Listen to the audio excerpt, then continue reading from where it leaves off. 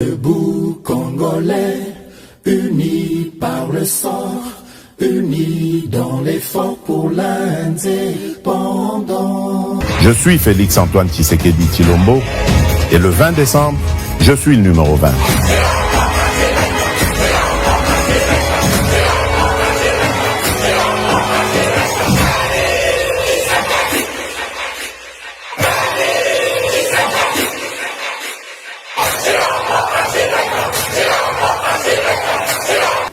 Boye malamu na GCAM télévision, fidèles abonnés, chers internautes, nazongi lisusu liboso na bino après 48 heures et absence pour na ko partager na bino basango ndenge to sala kango à travers analyse et décryptage d'informations.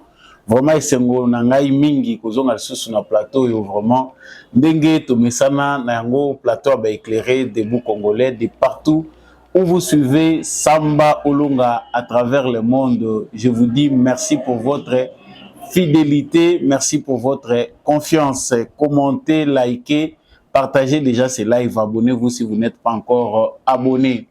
Justice Yanzambe Irataka Motote, Justice Yanzambe Motomokote Aishapaka na contrôle nango a wanezalaka ba mo ya Samba Olunga ya mbwete mission na yebanda. Et si kanyon sozali, riche to pauvre, puissant ou faible, peu importe catégorie na yo, yebaka yango ke malamu to mabe na yo, ezali na lifuti na yango. Si ce n'est pas sur cette terre, sache-le bien que même dans l'au-delà, tu finiras par payer les prix de tes actes. Il y a des gens qui posent les actes sans se soucier du lendemain. Yeba yango ke ata biso na sa moyo to moniote o kufipe o bombi makambo yango, yeba ke kolanda yo. Et quand on l'a petit na 9e génération abana na yo ba souffraka na mabe oyo ozali kosala ezatarte milengela bongisa bizaleli na yo réparer ba préjudice oyo causé na batou pour tôt ou tard on finir par payer ba acte na yo. À la une et actualité na biso Corneille Nangaa a formé Alliance Fleuve Congo après avoir rejoint les M23 officiellement.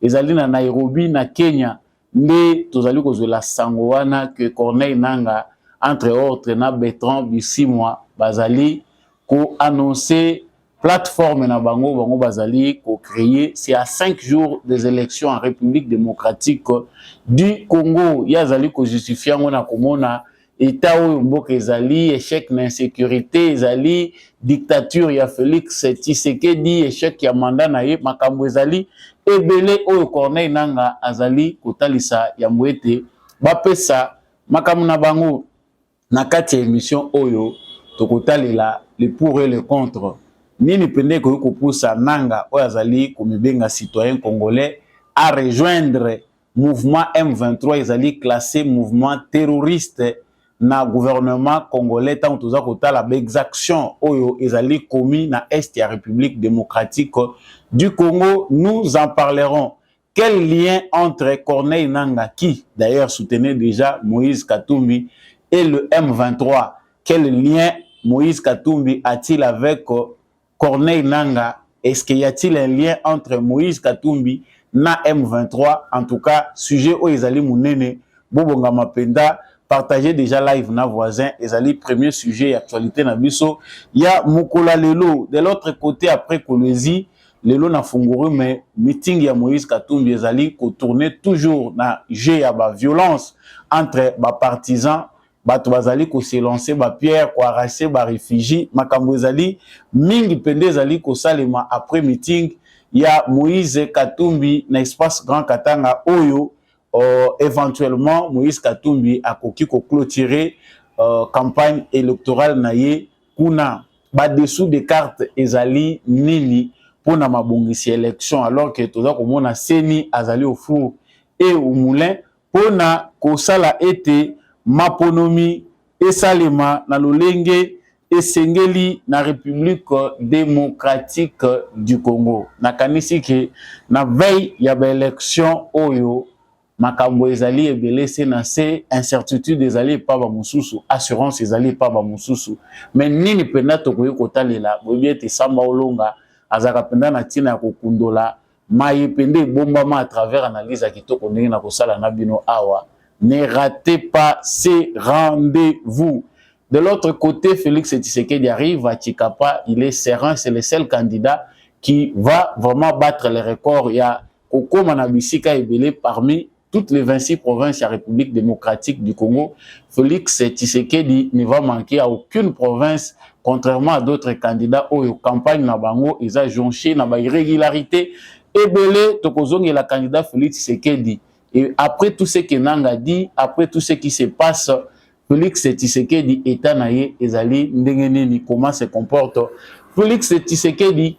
Nous allons revenir pour en parler dans cette émission avant de terminer par cette dénonciation. Les citoyens moko congolais à partir de Zambie azali ko alerter ko talisa que ezali na misolo ebele oyo Moïse Katumbi akaboli na ba ressortissants congolais voire même certains zambiens pour bazwa ba carte d'électeur baya ko voter na République démocratique du Congo. Ils doivent voter à Kasumbalesa, Sakanya, à Mukambo. Bakota kuna ba carte d'électeur ils ont la fabriquer à partir de Zambie. Est-ce que ezali vrai? Est-ce que Batouana bako voter? Mission ezali que baya ko voter. Y a-t-il des bureaux parallèles où ezali fait pour créer des ordres, n'est-ce pas, katanga lors des élections? Nous allons aussi en parler dans cette émission. L'autre question que je n'ai pas posée, qui a trait aux analyses que nous allons faire tout à l'heure, ezali était incidence ni nezali entre Makambo Oyo Corneille Nanga Zali Kosala na tenue ya élection na délai constitutionnel, c'est-à-dire c'est 20 décembre. Est-ce que Makambo Oyo Nanga Zali Kosala ekoki ko perturber élection na République démocratique du Congo? Restez branchés. Réponse ezali na kati ya émission Oyo. Encore une fois de plus, Natondi Bino Botondi Pendandenge Boponi, la voix d'éclairer, des éclairés à travers Samba Olonga na émission Debout Congolais. Si vous n'êtes pas encore abonné à cette chaîne, abonnez-vous, partagez les lives, laissez un commentaire à partir d'où vous suivez l'émission Debout Congolais. Ozali Congolais à Wapi Osepelakana émission Oyo, Ozali Patriote, Wazalendo, Fardese na Mutema, depuis Wapi na République démocratique du Congo, en tout cas Kobo Sanate. Kotika commentaire na yo, ko liker émission Oyotope, ko partager yango vraiment. Si vous voulez soutenir cette émission, il continue de la Samba Olonga. Bakado à la fin de l'année, le numéro est en bas de votre camp. Ce n'est pas seulement Samba Olonga, mais toute l'équipe. Il y a GCAM Télévision. En tout cas, à bas de votre écran, il y a un numéro. Vous pouvez nous aider à avancer plus loin pour continuer à éclairer les Congolais à travers le monde et à travers, bien évidemment, la République démocratique du Congo. Nazongi na basango ndenge bozali ko yeba yango, en tout cas esengeli to landa penda actualité otoyoki lelo e matisi ba mususu mafuta enengisi nango pe batu mususu te batu mususu baza ni chaud ni froid. Je vous laisse suivre ce qui était le discours de Corneille Nanga na sango ya liboso simande tozo. You see, today I'm in exile. I'm not in Congo. And today we are launching this movement, this dynamic in an African country, Kenya. I want to thank the Kenya authority for that.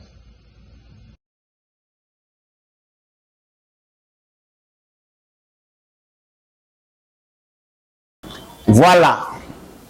Wana bouti kolanda Corneille Nanga. Corneille Nanga azali ancien président ya CENI. Ba élection ya 2018 ezalaki organisé na ye. Ba élection oyo esalaki ete Félix Tshisekedi azala victorieux ezalaki organisé par monsieur Corneille Nanga. Azali président honoraire ya CENI, mais aujourd'hui président d'un parti politique avant à s'exiler Yemoko sans raison valable, parce que jusque-là, officiellement, il n'y a aucune raison oyo et koki kokota na logique normale ou koki ko pousser Corneille Nanga à s'exiler, topé à comme exilé politique. Mais awa tozongi par rapport à discours ya Corneille Nanga bino moko bosili kolandaye a créé mouvement Alliance Fleuve Congo. En tout cas, dans sa logique, c'est un mouvement qui est de nature à sauver le Congo, comme d'autres mouvements se créent aussi en RDC. Objectif, il y a un mouvement politico-militaire, il y toujours que bazali na intention, aspiration na bango, ezali ko bunda po na intérêt ya ba Congolais, kozongisa lokumu ya ekolo Congo oyo ezali penda ya kobeba. Yango pe ndenge bomoni bosili kolandawa. Monsieur Corneille Nanga azali kotalisa biso à travers badir na ye en tout cas ya monique makamunyo sona Congo ezo simbate, sécurité ezali établie te, mboka ezali toujours en danger et insécurité ezali partout. Félix Tshisekedi azui ba mercenaires apesi bango place ya likolo, armée ezali kovanda malamu te nakanisi bolandi malamu na lopoto na français toloba oyo Corneille Nanga atalisi biso lokola makanisi na ye. Kasi wana ezande maloba na ye. Tozongi na kati penda sikoyo to manyola. Qu'est-ce que Corneille Nanga veut nous dire? Je rappelle que monsieur Corneille Nanga, jusqu'à la veille, il y a oyo bango bazali ko sala. Monsieur Corneille Nanga n'a jamais cru aux élections, que les élections seront organisées le 20 décembre. En tout cas, chanson oyo biso toza habitué ya koyoka de la part ya Corneille Nanga dans tous ses communiqués ezali ya kotalisa ba Congolais que les élections n'auront pas lieu le 20 décembre. Voilà le discours auquel nous sommes habitués à entendre de la part de monsieur Corneille Nanga. Il s'est fait un opposant, il combat, il contredit toujours tout ce que Félix Tshisekedi fait. Il a aussi dit aux Congolais que l'élection est salumatée le 20 décembre, avant de faire aujourd'hui volte-face pour s'allier au M23. Les Congolais, bazali komituna, quelle peut être la vraie motivation qui pousse un Congolais qui a son père ici, qui a ses frères et ses sœurs au Congo, à s'allier à un mouvement classé terroriste par le gouvernement de son pays? C'est quoi la vraie motivation? Et là, Waliboso et Sengeli Toyeba ezali que M. Corneille Nanga azali moko ya bapion utilisé dans le régime à Joseph Kabila. En tout cas, s'il y a des gens qui doivent dire merci à Joseph Kabila, qui sont avec lui jusqu'à sa mort, Corneille Nanga fait partie de ces personnes-là, oyo ba s'enrichir illicitement au dos du peuple congolais dans le régime à Joseph Kabila. Les gens ne savent pas que, outre le fait d'être président et assaini d'avoir organisé les élections en République démocratique du Congo, Corneille Nanga fait partie aussi des hommes d'affaires, de ces personnes-là qui ont bénéficié du désordre dans les mines du Congo. Azana ba mine, azali pe kosala ba affaire, comme plusieurs politiciens de l'époque de Joseph Kabila qui ont bénéficié des affaires juteuses dans l'époque wana. Corneille Nanga satalisaki na ba Congolais nyonso ki pasi mingi azali nango outre ba revendication na d'ordre politique. Félix Tshisekedi abotolaki mine na ye. Mine wana faut tout rappeler que mine o Corneille Nanga azali ko senga kolelela azali na mikanda te légalement établi ou esalaki ki yaza la propriétaire ya mine pe exploitaka yango. Wana pende ezali mutuya na bisote. Nini ekoki ko pousser Corneille Nanga à rejoindre M23? En tout cas, na l'analyse to salaka, tusi to lobaki yango depuis longtemps. John Numbi a été aperçu il y a 2 mois en contact avec Elimaya M23. C'est depuis longtemps que Kagame, dans sa stratégie, azalaki na objectif il y a trouver un nouveau visage oyo bakoki ko balayer ou faire balayer sur le plan diplomatique. Tshisekedi engagement na ye ou ezali que il ne peut pas collaborer avec un mouvement terroriste ou ezali pe mouvement ya Rwanda. Parce que bateau bazali ko composer M23, ce sont des Rwandais. Alors pour balayer cela, il faut trouver de nouveaux visages. Nouvelles personnes oyo bakoki ko légitimer M23 par rapport ya badir ya Tshisekedi ko salango ezala mouvement moko congolais. De cela, ils ont réussi à contacter quelques généraux qui sont dans l'armée congolaise, quelques anciens kabylistes qui vont d'office travailler pour que M23 ait un visage moko congolais. Et puis ça Kagame argument où il a représenté devant international que c'est Tshisekedi les fautifs, bateau nazali représenté bino awa ce sont des Congolais, ce ne sont pas des Rwandais. D'un contact ont été déjà établi depuis longtemps entre certains kabylistes et les responsables rwandais oyo bazali chargé yako tindika ba opération ya M23. Sikoyo Corneille Nangaa pona nini a choisir moment oyo. Nous devons aussi savoir que Corneille Nangaa fait partie des frustrés. Corneille Nangaa azali vision toloba azali image oyo ezali koloba clair frustration oyo Joseph Kabila azali nango. Si Joseph Kabila ne peut plus parler, si Joseph Kabila est silencieux, les actes que pose Joseph Kabila, on peut connaître ce que Joseph Kabila continue à faire à travers Batonaye. Corneille Nangaa ne s'est pas exilé seul. Corneille Nangaa fait partie d'un réseau qui a jugé bon de boycotter, de saboter les élections en République démocratique du Congo. Yaliboso a ebisibiso ki yazana certitude te que l'élection est dans la République démocratique du Congo. Mais Corneille Nangaa accepte ndenge boza komona ngona ba photo oyo de s'allier avec qui est un Rwandais basala na bango plateforme. Tant nazo sala analyse quelque part nazana souci à cause la na objectivité nanga en tant que communicateur pour ne pas dire journaliste, mais na yoki na kati na ngai kozala ya congolais pas sur les ya ba congolais. Tant toyebi que les M23 ont commis cette année un massacre que nous appelons le massacre de Kishishi, où on a massacré plus de 200 Congolais. Ba cadavre na bango ezalaki enterré dans des fosses communes, ba kotisi bango na ba sac, un peu comme Joseph Kabila asalaki na époque ya fosse commune ya Maluku. On a enterré des Congolais soit vivants soit égorgés par les M23. Après le massacre de Kishishi, il y a un autre massacre qui a été encore opéré par le M23. Ils ont massacré des Congolais parce que s'opposa qui tambola na bango kolanda bango basala lokola bouclier na bango humain ya protection pour que ba bombardement ya ba FARDC tango baza komona ke baza accompagner na ba population ba bombardaka bango te. Un citoyen congolais parce que tout le monde a dit papa ya Corneille Nangaa nandeko ya Corneille Nangaa tango Félix Tshisekedi azokita na Kindu bakekuyamba ye. Tata ya Corneille Nangaa aza chef coutumier, ndeko ya Corneille Nangaa azali politicien, aza ko continuer comme ça la politique, il est dans l'union sacrée. Corneille Nangaa dont on parle a des familles, une très grande famille en République démocratique du Congo. En tout cas, avant d'avoir l'information, je me demandais et me posais la question, est-ce que Corneille Nangaa azali solo congolais? Corneille Nangaa choisit de rejoindre Nakimukulu M23, mouvement terroriste sur base des faits, même si la communauté internationale, le Conseil de sécurité des Nations Unies, n'a pas adhéré dans la logique congolaise qui a classé les M23 comme mouvement terroriste. Nous savons que les actes posés par le mouvement M23 sont des actes barbares.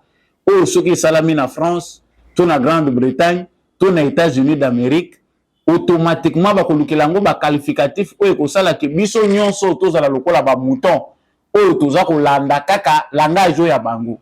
Quand ça se passe en Israël, la communauté internationale veut que le monde entier parle le même langage avec les médias occidentaux, parle le même langage que leur pays parce qu'on a massacré à Israël. Israël a le droit de se défendre. Mais si c'est au Congo, on impose aux Congolais les dialogues.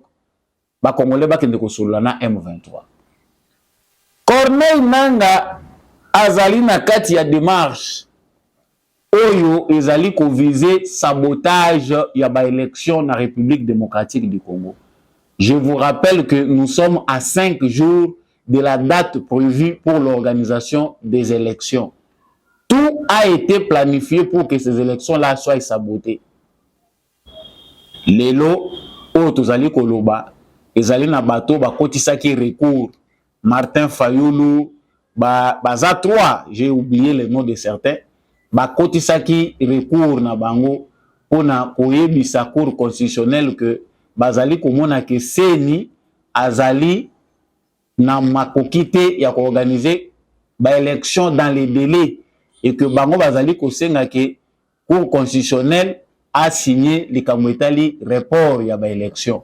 Cour constitutionnel bumonaki bino moko a répondre bango que requête na bango ezali fondée mais ezali acceptable mais non fondée parce que CENI a garantir que malgré pasi oyo bazali komona pona ko déployer matériel pasi oyo bamoni pona kozwa oyo ezali makoki na bango pour l'organisation des élections, en tout cas l'élection bango baza kosala tout pour que et se tenir dans les délais et les élections se tiendront dans les délais.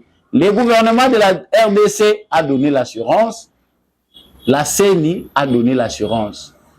Contrairement à ce qu'un média belge, la Libre, ce qui est à Bruxelles, babandaye kotali sabalobi que bangolais baboyi na avion na bango. Nous avons vu des avions angolais ezali ko s'activer pour le déploiement de matériel électoral pour dire que nous ne devons pas suivre les médias avec un complexe d'infériorité quelque part parce que c'est un média belge, l'information au bazar peut c'est vrai. Non, ils travaillent sur base d'un agenda. Ils ont des intérêts. Ils sont financés par des gens pour qu'ils travaillent de leur côté. Non seulement pour la RDC, mais même pour leur pays. C'est lui qui paye l'encre. C'est celui-là qui a l'avantage des informations qui vont na faveur naïe. Donc ici, on a déjà tous les éléments sur place qui démontrent que Ezalina Batoyo va se préparer pour que les élections n'aient pas lieu. Corneille Nanga, John Numbi, Bazali Koloba, même langage. Et nous ajoutons à ces deux personnes l'Église catholique et la République démocratique du Congo. Après les déclarations, il y a Tata Cardinal Fridolin Ambongo. Nous avons vu d'autres déclarations des évêques, celui de Goma, Toyokipe à Inongo. Azali pe ko continuer ko lobela yango, bazali ko pe sa ba déclaration na bango pour montrer que en tout cas, élection, il n'y en aura pas. S'il y aura même élection, parce que Ambongo a ébisa qui biso à lobby, tozo ko moni lo ko moko te za ko tali sa élection e kozala. Même PC e kozala, c'est que transparence et causalité, en tout cas crédibilité, ils ont une élection pour que le résultat soit satisfaisant. C'est-à-dire, assis à fixer déjà la borne, à tirer non à l'objet élection pour les que salami malam, candidat na bango, il y a recommandé na ba catholique, il faut abima pour que bango bandima élection et salami malam. Moussou soyez biso depuis Goma, il nous dit clairement que bango bazali ko s'attendre que l'élection na Congo poye banaki salami malamu, il faut alternance, il y a solo salima. Pour eux, l'alternance veut dire que Félix Tshisekedi ne doit pas être au sommet du pays, ça c'est leur langage. Donc, on comprend ici qu'il y a un trio des gens qui sont de l'église, qu'ils soient catholiques ou de l'ECC, un autre des gens qui sont des politiciens en connivence avec Paul Kagame, pour dire en intelligence avec Paul Kagame, Bazali ko travailler avec l'objectif de perturber la tenue des élections en République démocratique du Congo. Bato Bazali ko tuna ta tozolo baboy. Quelle relation entre ce que Corneille Nanga dit avec Moïse Katumbi? Je vais avancer dans mes analyses.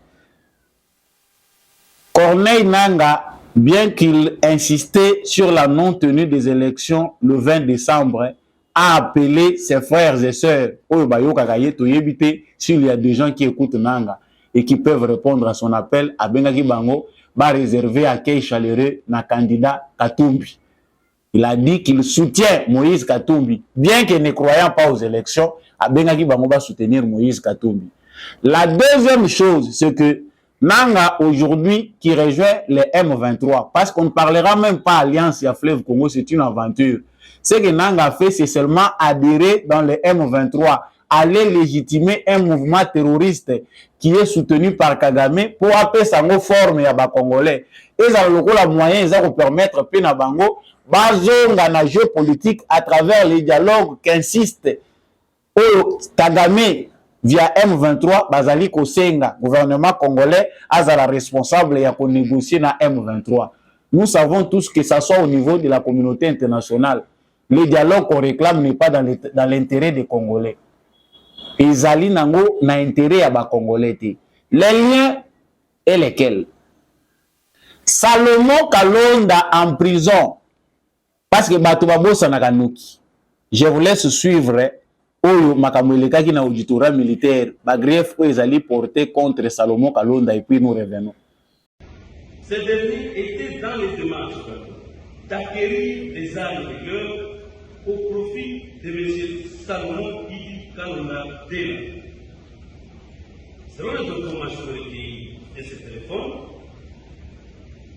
il démontre que M. Salomon Kalonda Dela était en contact permanent et fructueux avec les officiers du mouvement terroriste M23 RDF, mais également avec les officiels rwandais.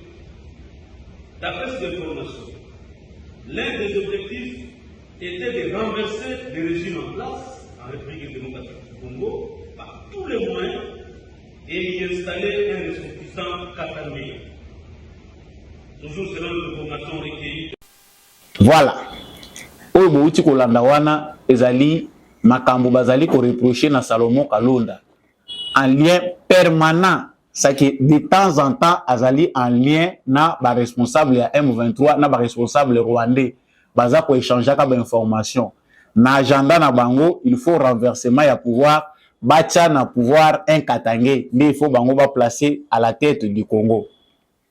Ce qui demande les liens. Corneille Nanga soutient Moïse Katumbi. Moïse Katumbi conseiller na ye principal, bras droit na ye Salomon Kalonda, ba musu baza ko benga ye chéri na ye parce que baninga batambola kana basi na bango campagne o mobimba toyebi que madame oya zangi Katumbi c'est Salomon Kalonda parce qu'il n'a pas eu le courage ne fils que même atana katanga ngo abimisa mwasi na ye Karim Katumbi ala kisabiso visage ya mondialisation bango baza ko prôner visage ya présidence o biso to kozwa soki ya komi président de la République. Vous avez suivi ce qui s'est dit là-bas dans l'auditorat militaire par rapport à Salomon Kalonda. Si Moïse Katumbi ne sait pas dire aux Congolais la vérité, il sait seulement manipuler les Congolais. Salomon a salé l'autre côté. Il vient dire aux Kinois que Salomon Kalonda, ceux qui sont en prison, c'est parce qu'il est bogard. C'est tout ce qu'il peut dire. Vous voyez que le jeu est dans la manipulation. Naï na ba élément oyo na lingaki ka na démontrer bino bo trouver lien. Nanga Katumbi. Katumbi Salomon Kalonda. Salomon Kalonda M23. Quand on vous dit clairement que candidat oyo Katumbi azali candidat ya ba étranger, il est aussi dans les M23. Il est parrainé par Paul Kagame. Ce n'est pas pour rien que vous voyez les Rwandais, Oyo Bazaba robot communicant ya régime ya Kigali, Bazali ko soutenir candidature ya Moïse Katumbi. Les meetings de Katumbi sont relayés par les Rwandais dans les réseaux sociaux et dans leurs médias. Les Rwandais battent campagne pour Moïse Katumbi. Et aujourd'hui, nous avons quelqu'un qui se dit congolais qui rejoint un mouvement terroriste rwandais. Trouvez l'erreur.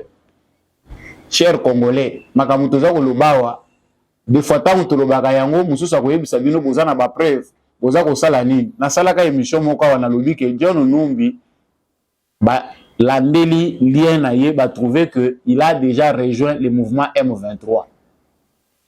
Pona nini baza obligé ya ko sala makambo bango baza ko sala bande ko na ngai.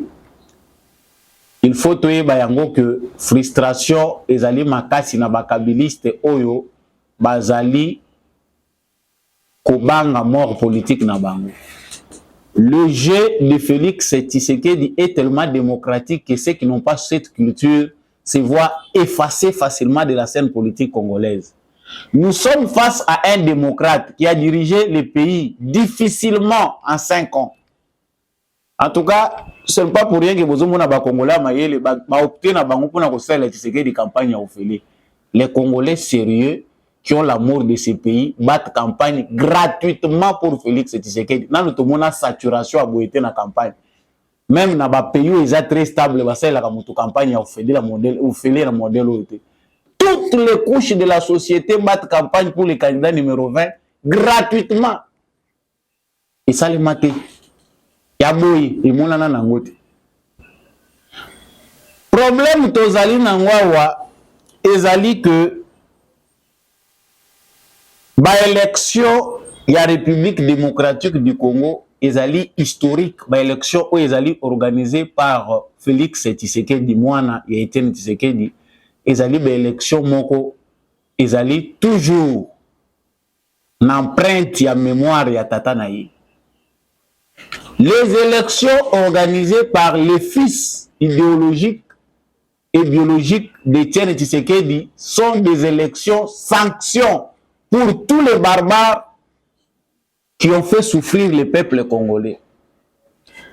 Sachez qu'à travers ces élections, le peuple congolais conscient doit éliminer, effacer à tous les niveaux des institutions de la République démocratique du Congo les bandits d'État. Ma mauvais gestionnaire, il y a régime union, il y a AFDEL. Sanction à Bango ezali na vote. Comme les kabylistes, voire certains mobutistes qui n'ont pas compris que direction nini mupepeza ko kende to bata milata boye.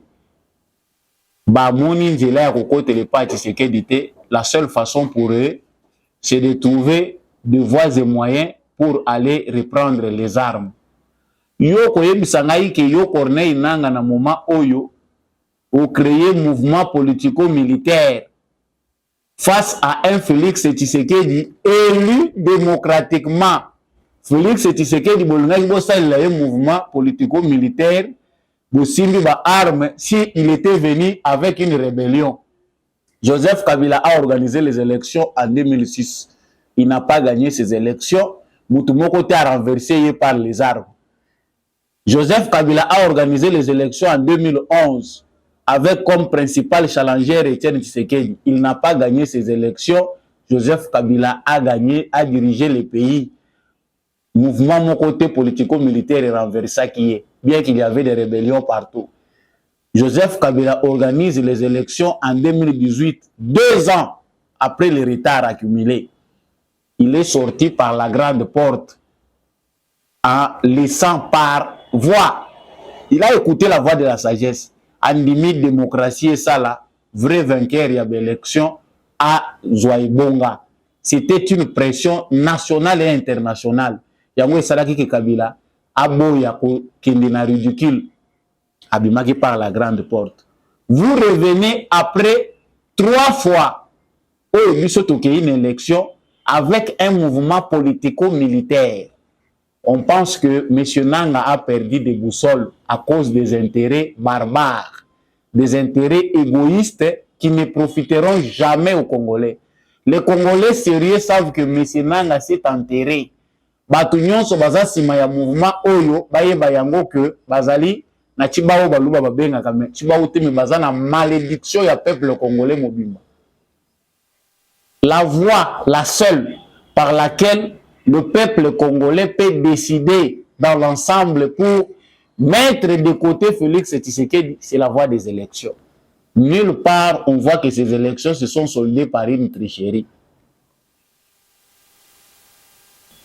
Monsieur Corneille Nanga a fini enfin la bêtise oyo ezako pesa kutu Tshisekedi force parce que Reroyo et les kabylistes et les gens qui sont avec Katumbi, les étrangers nabanani, parce que tous nous les assimilons aux étrangers. Les candidats des étrangers est en faiblesse sur le plan électoral. Il faut venir au secours. Ceux qui ont élu Karaboué Tshisekedi a organisé l'élection, nous perdrons tout. Voilà pourquoi ils doivent aller même s'allier à l'ennemi, pas l'ennemi de Tshisekedi, mais l'ennemi du Congo. Au-delà de mes analyses, j'ai les chagrins pour voir ce que nos propres frères sont capables de faire à cause des intérêts égoïstes. Parce que sur le plan démocratique, aux cité peuple a sa confiance, aux a obligé aux a sous-traité par Kagame. Aux a la contre ennemi à la République démocratique du Congo pour nazwela nzela oyo nga na kokotela. En tout cas malamu mboka mwezika nango me Tshisekedi te. Mais voyez maintenant l'autre angle de la bêtise. Biseka Sekawa azali na Kenya, président ya Kenya Ruto.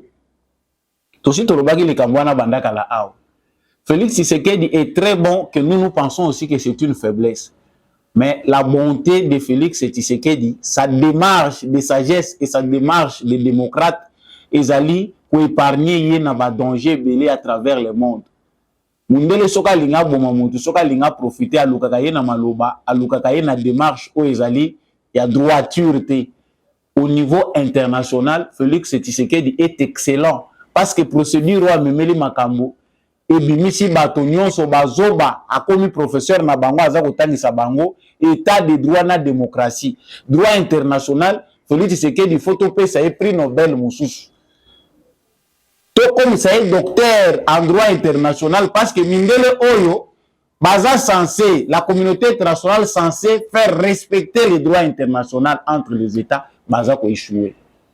Nanga fait sa déclaration où avec le Bertrand Bisimwa au Kenya, un pays membre de l'EAC, pays oyo batindaki contingent na bango na est ya Congo. Avec makanisi ya mabe que bango ba yende pour faire réagir Tshisekedi akende ko négocier. Lokola ba échoué, gouvernement ya Kinshasa ebisi bango bazonga balobi vraiment voilà tout la kisabino sikoyo. A ofongole li porte na mouvement terroriste ayambi bango pour montrer à Tshisekedi maintenant que zelanga na kola kisayo. Makambo tolobaki aujourd'hui le monde entier peut trouver la conclusion. Le monde entier peut voir qui est fautif. Et même si aujourd'hui Félix Tshisekedi posait acte na colère, le monde entier sait que les Congolais et Félix Tshisekedi ont raison. C'est au Kenya que bafungoleli nanga porte pour ça la scénario na aventure na yi. Bandeko nanga na kopesa na conclusion siko était parce que na seki mingi il y a des gens qui vont peut-être frissonner pour rien. C'est vrai, il y a des gens qui frissonnent, qui pensent qu'il y a un danger aux portes du Congo. Non. Franchement, moi, je ne conçois pas ça comme un danger. Je conçois ça comme une opportunité qui permettra au Congo de devenir une vraie nation, de devenir un vrai État. Parce que la diversité, oyo, penda bagarde fou ya solo penda. Avec un Félix Tshisekedi à la tête du pays, comme la paix maintenant ba meri angote. Face mususu ya makambo ezali que nous avons vu comment Moïse Katumbi, dans des conditions très démocratiques, a du mal à battre campagne d'est à l'ouest et sur toute l'étendue de la République démocratique du Congo. Il est obligé d'inventer des scénarios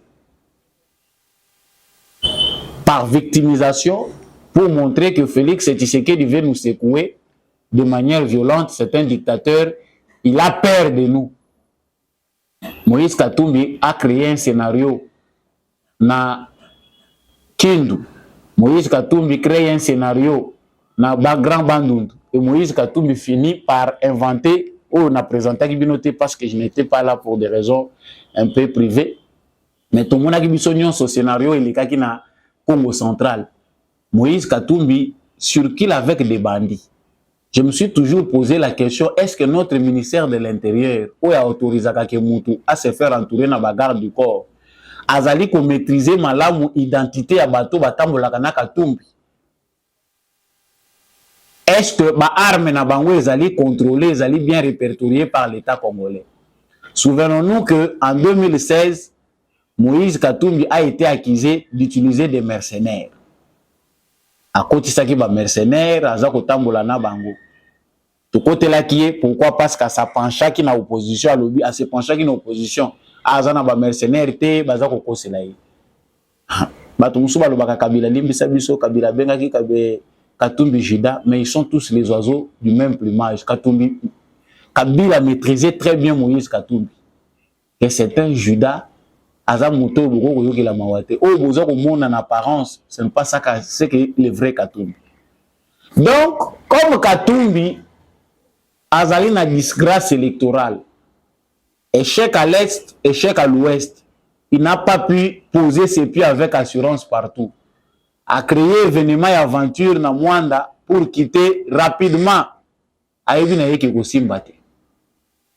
A Kimite Kasai a inventé ba raison. Eza nini o Tshisekedi nde mutu. Bandeko na nga na tikeli bino nanu. Bola na nanu mwana mwasi oyo. Azali député na parti ensemble ya Katumbi. C'est une Zambienne. Si matozoni pona pesa bino video mususu. Leo Muriona Kumwanda ku Congo Central bari mwatake président wetu Moïse Katumbi Chapwe, candidat numéro 3. Bari mwatake pendant que président eko mu campagne électorale, pendant que président wetu eko na droit ya ku réunir ba électeur wake bote ba congolais bote bale beko na mongolais bale beko na mutafuta bale beko na espérer changement ya leo. Tout comme mon campagne électorale. Mon campagne électorale, bantu bote, beko na droit ya ku circuler mu Congo yetu yote, na l'état yetu, iko na devoir, na droit ya ku ba sécuriser, apana ya ku ba attaquer. Babiana ba jeune, babiana ba na mu attaquer, milice ya babiana ba kufuta jamba ba na mu attaquer. Président wetu, ba soda, benye ku voila ma uniforme, au lieu ya ku mu sécuriser, ba na mu attaquer. Ba na attaquer convoi yake. Bana blessé na garde corps baba kama bana blessé garde corps wako njo kusema ni weye beko na tafuta. Tunalomba autorité suprême, tunalomba bakubwa ba inchi bache kufanya ile mambo, baweke ordre na discipline juu bantu bote bafanye campagne yabo mu droit yabo juu bantu bote ba congolais bote bale. Tuko na 26 candidats président de la République, bebache bote ba junguluke, bache numéro 20 a junguluke, bache numéro 3 wetu a junguluke, bache ba numéro bote jusqu'à numéro 26 ba junguluke, beba sécuriser. J'espère que hii message inabafikia na baweke ordre kuanzia pa sasa, parce que tukingari na shiku tena kiloko ya kufanya kampani. Bache kampani ipitikane muronda Roho Mtakatifu, ipitikane muzuri juu twende shebote kuma election. Ima election ba Congolais beko na yongolea, ima election ba Congolais beko na yongolea sa vile beko na yongolea Bwana Yesu. Donc bache bende bakaokolewe, ba Congolais banachoka mateso, ni droit yabo ya kuchakula ule banapenda. Voilà.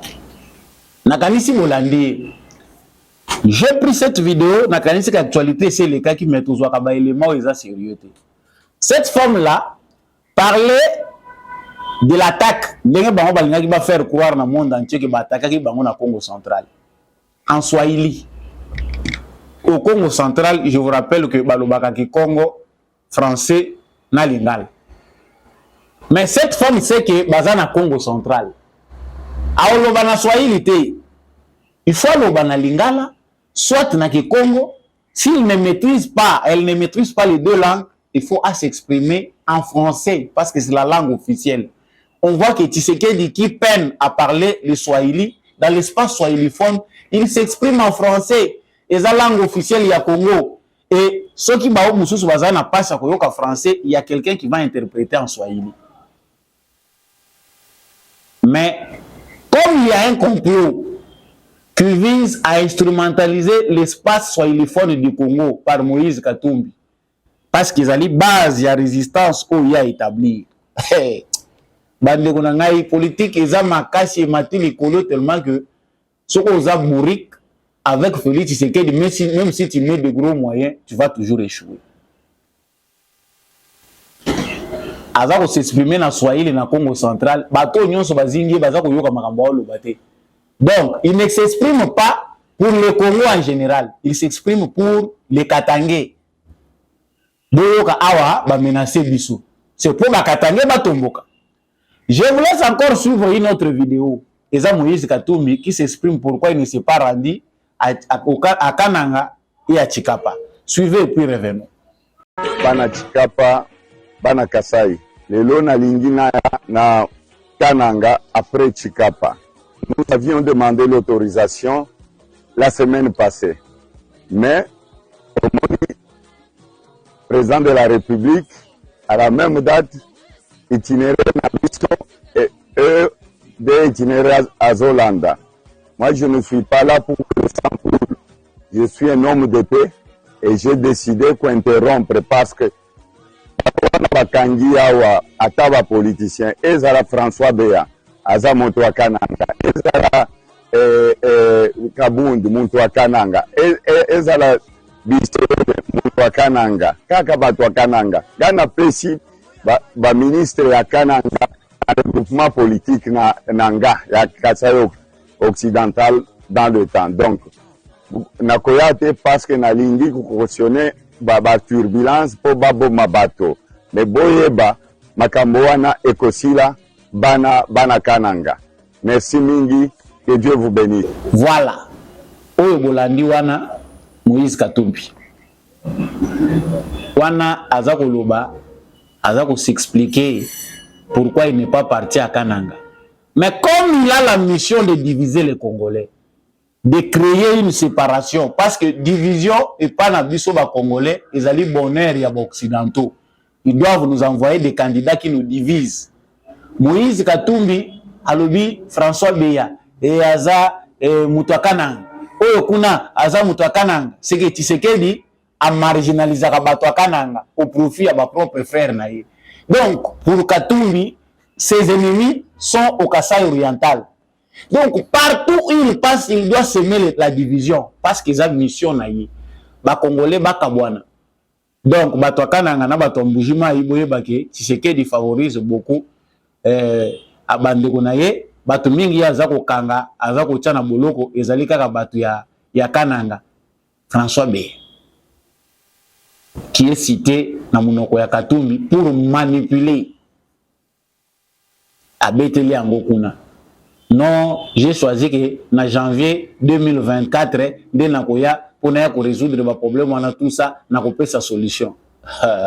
Vous ne vous adressez pas aux amnésiques ni encore bien aux bêtes parce que mindele bato bazaka na poso pembe mindele oh ba meti mususu bolimbi sangai, vous êtes nos frères, vous nous comprenez bien, mais pour la plupart du temps bana ya ba colonialiste, bana ya ba colon, bana ya ba esclavagiste ba considérer ka biso ba noir kaka lokola ba primitif. Nous n'avons pas le temps de raisonner comme eux, de tirer des conclusions. Voilà pourquoi même lorsqu'il a s'agit que la colonisation ici, là, ils étaient surpris.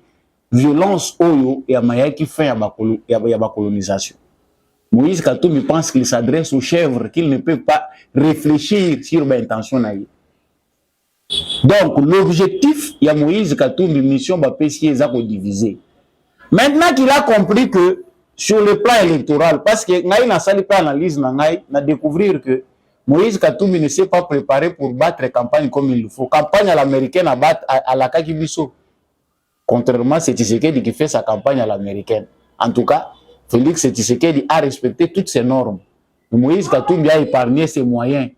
Pas des affiches, banini, ba économiser bongo. Parce que ba yebi ki wana, ils ont peut-être servir ba somme machette en coulisses pour ba pesa bana, pas ça la violence. Pour finir, il va retourner rapidement dans l'espace Grand Katanga. Bandeko nangai ba Katangé, c'est à vous maintenant que je dois m'adresser parce que la stratégie qu'ils ont planifiée, qu'ils ont établie, c'est chez vous. Chez nous, au Katanga. Nde baki kotiela yango. Stratégie ça consistait en nini. Moïse Katumbi a longtemps travaillé, il connaît bien la faiblesse de certains de nos frères. Vous verrez que l'Union sacrée n'a du mal qu'un espace Grand Katanga, où il y a des gens, Oyo, Bazali hypocrite. Il est avec Tshisekedi, mais au Katanga, il ne peut pas parler de Tshisekedi. Tamu awawa, professeur André Mbata Zali ko exigeait lobby, bocha ba fiche partout, ba candidat nyon so Union sacrée et l'onga Tshisekedi ezan. C'est là-bas, dans l'espace Grand Katanga d'où il parlait. À Kolwezi, dans certains endroits, même à Lubumbashi, il y a des candidats. Dans l'ombre, il est avec Moïse Katumbi. À ça, la campagne NCNC, double G. Vous serez traître jusqu'à quand? Merci, Nabandeko Oyo, Bazali, ko servir maître Moko. Soyons sérieux. Sama Lukonde, premier ministre, mais ma communicateur à Sama Lukonde. Ba communicateur nous sur Union sacrée, bateau baza choisi na Union sacrée l'espace Grand Katanga, bazo ça la campagne Moïse Katumbi. Vous vendez très mal l'image du Katanga, alors qu'il y a des Katanga intelligents, sages, oyo baza kozwa ba fonction bino boza kozwa te. Vous êtes là au sommet pour la robebisa ka image ya makambo wana to kosala kani. La stratégie de Moïse Katumbi pour finir ici ezali ko consister ya ko préparer contestation électorale dans l'espace Grand Katanga au cas où les élections auront lieu. Parce que stratégie ezami balé bomoni moko yango yo nanga bimisi polele. Mouvement insurrectionnel pour dire que Félix Tshisekedi a planifié, ce sont des élections qui ne seront pas pour la cause de tous. Alors que les stratégies na bango parce que la politique était. L'autre stratégie c'est que Katanga yetu soki Félix Tshisekedi a salisi ba élection et que va publier comme gagnant les élections, on manipule les jeunes katangais pour aller massacrer les Kassaïens. Voilà la stratégie. Ça se planifie. Badumisa batuna ba machette bakende ko massacrer ba Kassaïens pour dire que les alliés tricherie électorale ndememi loko. Bande ko ngai Martin Fayulu a été utilisé dans le même sens. Le même complot a été forgé à Genève, créé à Genève. On a pris Martin Fayulu comme figure principale pour Akumba projet Oyo. Aujourd'hui Martin Fayulu il a disparu dans la nature. Malgré Azako Kende Bakiré, Bazako Lukabamona Martin Fayulu, mais il ne sait pas concrètement à venir à Martin Fayulu les anonymes. Parce qu'il n'aura ni député, il ne sera pas président. Oh, Martin Fayulu fait une descente en enfer. Bateau, la publicité qui est là, qui est publicité à Marérefi à partout, ils l'ont abandonné dans l'oubliette. Batieye, Moussika, na moment où tout ça awa, c'est Katumbi maintenant l'air chouchou. Dans tous les médias, on fabrique des éléments qui peuvent faire de Katumbi l'homme qui doit accepter les Congolais. Même s'ils parlent de Tshisekedi comme étant un favori, ils doivent trouver des éléments pour embellir. Vérité, exactitude, vérité, c'est mon ami que l'élection Tshisekedi a gagné Yango. Yango, bandeko nangai jeune comme moi, frère, jeune frère katangais, vous qui ne maîtrisez pas l'histoire du Congo, qu'on est en train de manipuler gratuitement par des politiciens qui sont soit étrangers, soit congolais, attachés aux intérêts égoïstes. Sachez bien que le Congo reste indivisible. Sachez qu'avant Katumbi, Mounongo est passé par là. Sachez qu'avant Katumbi, Tchombe est passé par là. Ils n'ont pas pu concrétiser. Leur souci, c'est les intérêts. Ces intérêts-là, ils ne reçoivent que le miettes. Ma vrai maître Nabango, ils sont dans l'Occident. Ceux qui veulent que les Congolais soient divisés pour Bango bâtir un dividende. Voilà tout. Voilà les calculs électoraux. Il y a deux possibilités, créer la guerre civile, créer quoi? Et je vais vous dire pourquoi ils ne réussiront pas. Ça, c'est mon assurance parce que Zali analyse Nanganazo partageant mon amour. Moïse Katumbi échoue parce que ça ne se fera plus au Katanga. Et comme ça, les Massouté. L'humilité de Félix Tshisekedi l'a fait accepter dans les cercles des conservateurs katangais. Bato bazana mutema ya bolingo. Oyo bakoko sala que image ya Katanga est à la ternité, ils ont accepté la vision de Félix Tshisekedi. Ça c'est de 1. La deuxième chose est que la diplomatie Moïse Katumbi a salaki na États-Unis d'Amérique. Il n'a pas eu le soutien officiel du département d'État américain. Seuls quelques mafieux qui ont été séduits par le lobbying où Moïse Katumbi a tchelaki mbongo. Parce qu'il y a beaucoup d'argent qui a été dépensé à l'extérieur, bachaki ba moyen na bango pour Amérique à sans Tshisekedi. Ils ont échoué. Pourquoi Moïse Katumbi n'aura pas d'appui diplomatique dans cette aventure électorale où il veut se présenter comme étant les contestataires? Un président, c'est moi qui suis élu, mais c'est Tshisekedi qui a triché. C'est le jeu de Fayulu que Katumbi veut aussi jouer à son tour. Ce jeu-là n'aura pas d'acquéreur au département d'État américain. Ça, c'est la première des choses. Mais ce jeu-là est soutenu par les Européens. Ces diables-là légendaires, Batoyo, Banyokoli Biso, ça fait plusieurs siècles. Jewana ezali tenu na bango. Bango nde mutu basale calcul na bango oyo. Tshisekedi a bondi na bango très bien cette fois-ci parce que à permettre na bango te va créer conglomérat et aventure lokola basala qui na Genève en prenant des Congolais pour aller les faire participer dans un complot contre la République. Katumbi se retrouve aujourd'hui seul. Il ne peut qu'inviter les armes pour terroriser les Congolais pour concrétiser Ezaya Bango.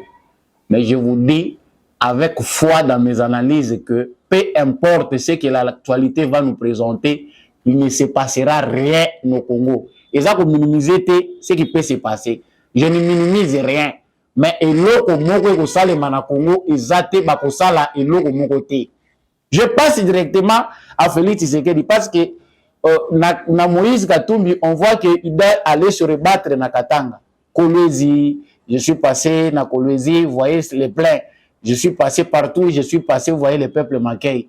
Akimi ba média o eza ya Congo, akeko c'est caché na ba média yebi ke za favorable na ye. Oh, bah, recouvrir l'insuffisance. Tous les médias qui sont ici, nous savons que Katumbi, jusqu'à la veille des élections, n'a jamais présenté aux Congolais seul son programme. Il est dans la polémique. Tshisekedi est faible. J'ai drainé des foules partout, je suis passé. J'ai fait ceci, j'ai fait cela. Naba français à Bademimo. Nous comprenons tous que le jeu de Katumbi, c'est le jeu de la violence pour permettre à ceux-là qui font du bruit à côté. Quel sera Tshisekedi dans tout? Parce qu'aujourd'hui, je n'ai pas assez de temps pour la calendrier, ma campagne électorale. Vous verrez bien que Tshisekedi a son sang-froid. Il a déjà dit cette vérité depuis longtemps. Tshisekedi a dit qu'il y a une main noire qui ne veut pas que les élections aient lieu. Tshisekedi ne change pas le langage parce que l'élection est allée pembeni et qu'il faut tous s'activer au four et au moulin pour l'élection et salement. C'est depuis longtemps. Depuis Makamou et Bandaye Koleka a on a plateau ya Bateke, Makamou et Belé allaient s'activer que Tshisekedi avait averti l'opinion congolaise et internationale que Awa Nazako Lobanabino sachez que Balingi élection té. La vérité nous a été déjà dite. Et Tshisekedi n'a pas d'excuse ici. Il devait se préparer en conséquence. Non, n'osez pas. Ça, on vous les déconseille, tout ça, parce que vous pouvez tout l'endroit de près. N'osez pas. Même au Katanga, n'osez pas. Parce qu'il a aussi préparé en connaissance des causes. Il a la maîtrise des informations qu'il réservait tout ce temps. À Yebini, Bango va préparer. Et ça, n'est pas sikate, ou salami que ça soit à Nanga, ou Tshisekedi à Yebite. C'est de son devoir de sécuriser les Congolais. C'est lui, le commandant suprême des forces armées. Au cas où le pays sera menacé, Tshisekedi est responsable. S'ils ne veulent pas des élections, ils savent qu'ils vont tout perdre. Mais au moment où l'élection, il faut salement. C'est lui qui va oser. Parce que il va beaucoup dans la riposte. Mais Mouto a comme meka, il va couper sa Tshisekedi force. Parce qu'en ce moment-là, tu as des casquettes na commandant suprême des forces armées. Na pouvoir s'améliorer pour sécuriser les Congolais nyonso ou salema ba te belé ba ko regretter ango. C'est toute dictature née à s'asseoir politique ou sauver tout Congo. Aidez-les à être dictateurs et nous verrons la suite. En tout cas, actualité à l'élo, les alaki makasi, vous montrez bien que dans 8 ans moulaï, télévision les alaka ngonga, nyonso bino bolandi, les ali analyse na ba information bisotozi. Vous pouvez enrichir comme vous voulez, mais on reste congolais et vigilant. Tshisekedi, Nanga, Kabila, Katumbi passeront, le Congo restera. Nous avons le devoir de conserver, de garder Congo na biso ndenge bakoko batikelaka yango pona bana na biso pe bango babomba yango. Mutu moko ta kosa biso. Nasuki wana na pesi matondo mingi. Na équipe technique ya Ndekombi ya Chako et accompagné kinga pour être émission oyo et comme en habitant de Nabino bomoni bien que ba sujet mususu ezala qui prévu pour na ko aborder ango na kotishango na ligne te émission mususu kolanda après oyo ndeto kolobela actualité na biso toujours en cours sur GCAM télévision matondo mingi na ba candidat député nationaux nyonso oyo bino bomoni GCAM télévision azali ko sala promotion na bango en tout cas. Ce qui est sambolo nga lobby, c'est que Moutouana a convaincre ngai. Gérard Kabeya Tchovo, wana aza candidat na bino na Tchangu le numéro 285 na ville à Kinshasa. En tout cas, Bosimbaye Malamu. Merci beaucoup à Papa Freddy Ngwama candidat député national na circonscription ya Ilebo wana candidat ya bandeko nanga ya Ilebo na Kasai osimba yepe malamu et na PCP vraiment matondo mingi pe mbote na candidat Imani Dioko président ya Ligue des jeunes ya IDPS candidat vraiment na moment oyo na députation nationale vraiment bosimba yepe malamu bandeko circonscription électorale naye. Merci à l'homme de la vérité des urnes Jean-Louis Timbalanga, papa Boniface Mpunga, merci à vous, merci à mon vieux Maurice Kikangala, papa Kennedy Mukendi, merci à papa Jeff depuis l'Autriche, merci à maman Annie Massamba, merci à maman Annie Mansanga, maman Annie Ebele, merci à tous ceux qui soutiennent Samba Olonga depuis la Suisse, depuis l'Irlande, la France, la Belgique, l'Allemagne, Bukavu, Goma, Mbujimai, Kananga, Kolwezi, Boza Congo Mobimba, Bokomelaka Samba Olonga, nasalaka voyage oyo pona kopesa bino matondo en titre de reconnaissance. Mais laissez en commentaire depuis wapi yo polandela kibiso wazalendo na motema, FARDC na motema, totikali na bomoko pe na bolingo. Tumonani prochainement na émission mosusu. Au revoir.